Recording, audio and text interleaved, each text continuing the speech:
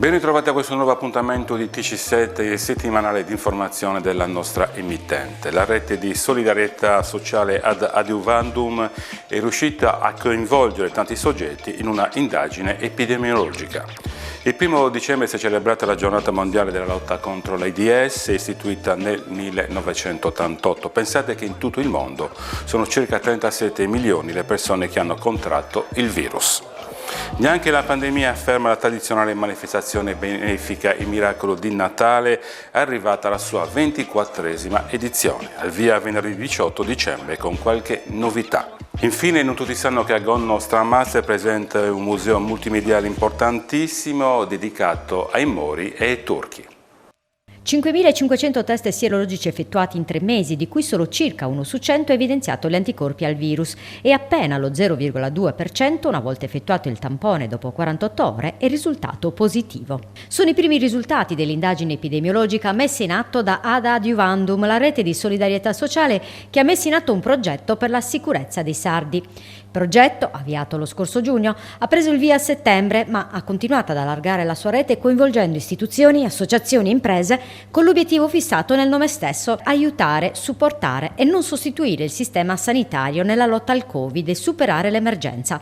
Dopo aver utilizzato come presidio l'ex ospedale militare, in programma l'apertura di nuovi centri a Santeria, San Michele e Santa Vendrace. Il progetto è nato per andare a lavorare laddove per le persone che sono molto fragili, essendo noi che abbiamo una popolazione molto anziana, oppure anche molto esposte a alcuni mestieri, oppure socialmente un po' esclusi. Significa avere una relazione tra strutture istituzionali, l'esercito, il comune, la curia e le famiglie, convincendoli non soltanto a fare il test, ma ad avere comportamenti intrafamiliari e intrasociali di responsabilità. Novità in arrivo anche nel Sulcis, dove si punta a coinvolgere i comuni nella rete e la popolazione nello screening. Io mi sento di lanciare da nuovo direttore anche della ASL di Carbonia Iglesias la possibilità di estendere questa iniziativa a tutti i comuni del Sulcis Iglesiente. Io infatti tra un po' prenderò degli accordi con la professoressa Mongiu, con i rappresentanti dell'esercito, e farò convocare dalla Presidente e la Sindaca di Carbonia una videoconferenza dei sindaci del territorio per unire questa iniziativa, cioè dello studio epidemiologico, con altre iniziative che stiamo portando avanti nel territorio. Parte attiva del progetto il Ministero della Difesa, che supporta e supporterà l'iniziativa sotto il profilo logistico. Si attiverà una sinergia fra istituzioni locali che potranno contare anche sull'aiuto pro bono volontario di medici e infermieri che fuori dall'orario di lavoro potranno continuare a eseguire i test che il gruppo Adiuvandum continuerà ad acquistare. Questa è una cosa molto importante, molto rilevante. Naturalmente noi come difesa, l'esercito continuerà ad offrire il supporto logistico e continuerà a svolgere il lavoro di processo di test sierologici all'ex ospedale militare di Cagliari. Ma le forze armate sono impegnate su più fronti, perché nel frattempo proseguono le attività del progetto IGEA. Nell'isola in 10 giorni sono stati effettuati 3.800 test. Noi siamo partiti con il progetto IGEA con un'unità mobile che ha operato ad Isili e in 2 giorni ha fatto circa 530 tamponi, poi siamo partiti con queste postazioni fisse a Sassari, Cagliari, Nuoro ed Oristano.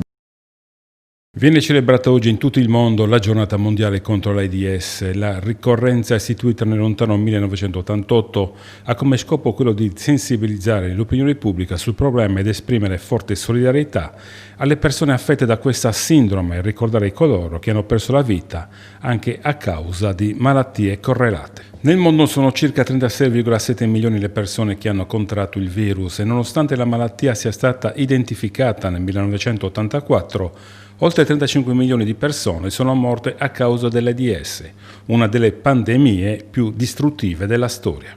Sicuramente ci sono dei numeri che possiamo prendere in considerazione che ci dicono che le nuove diagnosi sono sempre di meno negli ultimi anni e che in Sardegna sono relativamente basse, ma il dato che deve emergere è che le nuove diagnosi riguardano prevalentemente i giovani tra i 25 e i 29 anni e che oltre la metà delle donne con le nuove diagnosi di HIV in Italia sono persone che sono contagiate da molto tempo e questa percentuale è addirittura del 67% per gli uomini. Questo cosa vuol dire? Che stiamo arretrando sulla prevenzione. Sul fronte della prevenzione però le istituzioni devono fare di più e soprattutto supportare la società civile che offre alternative all'ospedale e che si occupa in prima linea di fare prevenzione. In Sardegna nel 2019 sono state diagnosticate 26 nuove diagnosi di HIV per 3/4 di cittadini italiani. Come dicevo prima, 20 di questi sono in una situazione di AIDS conclamato. Questo vuol dire che sono arrivati a fare un test perché la loro situazione dal punto di vista della salute era molto precaria o perché hanno fatto il test in ambito ospedaliero in previsione di altre situazioni come magari un intervento.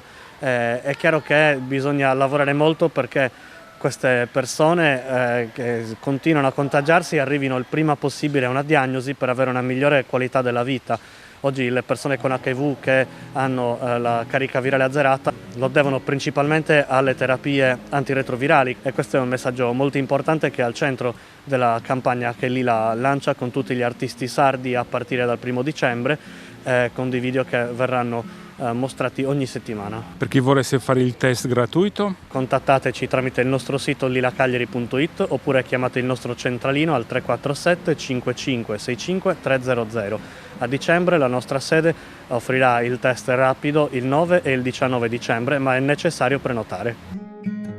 Tutto è pronto per la 24esima edizione del Miracolo di Natale che nel rispetto della normativa anti-Covid e dei protocolli imposti dalle autorità competenti si svolgerà presso la Caritas Centro Diocesano in via Po 61 a Cagliari.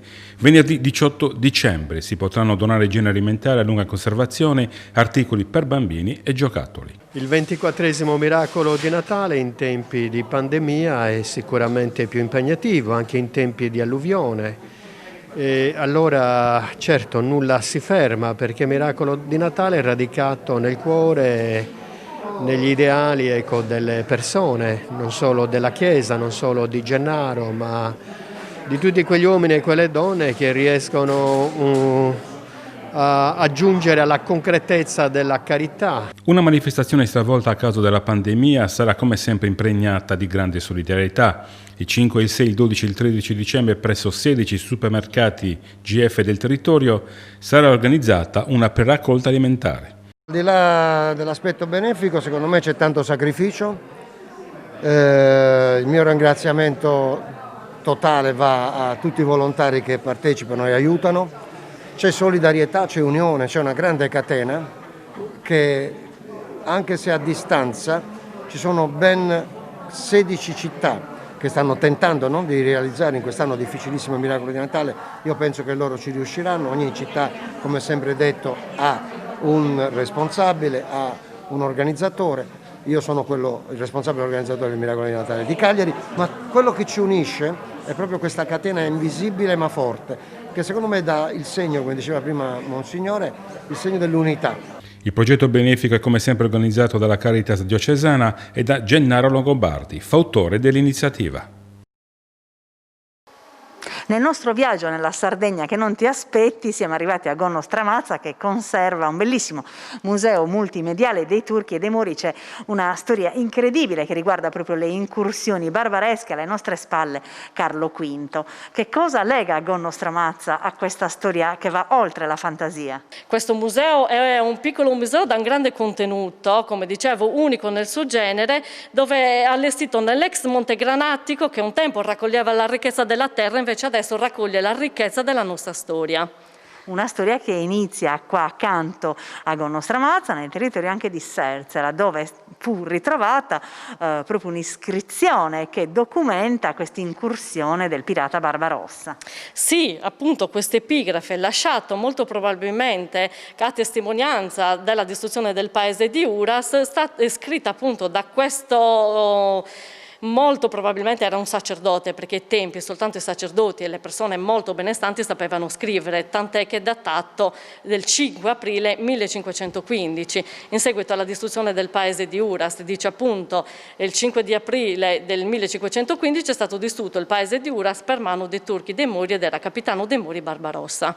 Quindi appunto una volta dismesso il Monte Granatico, il comune di Gonno Stramazza acquistò questa struttura al al Banco di Sardegna, lo ristrutturò in una maniera molto fedele all'originale e venne adibito al museo, proprio Turcus e Morus, proprio in seguito a quest'idea che racconta questa idea dovuta appunto alla presenza delle epigrafe all'interno della chiesa di San Paolo, che era la parrocchiale di Serzera. Ovviamente in questo periodo la cultura si è fermata, non si è fermata però virtualmente, allora voi proponete anche sui social un tour all'interno del museo multimediale. Sì, sui social ogni tanto pubblichiamo qualche video inerente a quello che si racconta proprio all'interno del museo.